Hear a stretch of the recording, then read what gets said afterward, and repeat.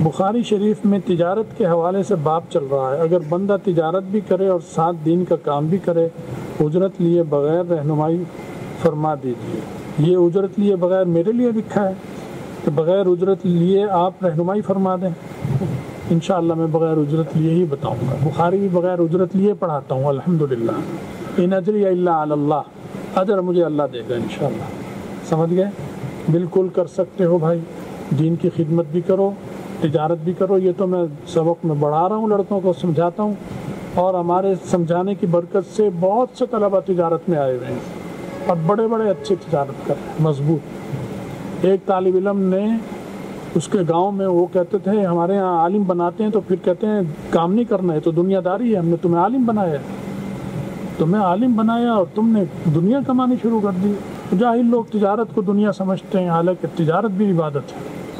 تو ان میں سے ایک طالب علم نے مجھے بتایا کہ میں نے گاؤں سے، مجھے وہ کرنے نہیں دے رہے تھے رشتہ دار، کرتا تو مذاق اڑاتے، مجھ سے نہ کوئی لیتا نہ دیتا، تو میں گاؤں سے دور گیا، میں نے پاپڑ بیچے ہیں، وہ لمبا سا ٹوکرا ہوتا ہے نا، اونچا پیچھے لیتے ہیں، اس میں پاپڑ بڑے بڑے رکھے ہوتے ہیں، کھاتے ہیں، وہ میں بیچتا ہوں۔ میں نے اسے شاباش دی، میں نے کہا ہاتھ کی کمائی، یہ تعریف آئی ہے، نبیوں نے تعریف۔ ایک نے کہا کہ میں نے دور جا کر وہاں نہیں کرنے دیں، میں نے غبارے بیچے، پھونک بھر کر غبارے رکھ کر بیچتا رہا۔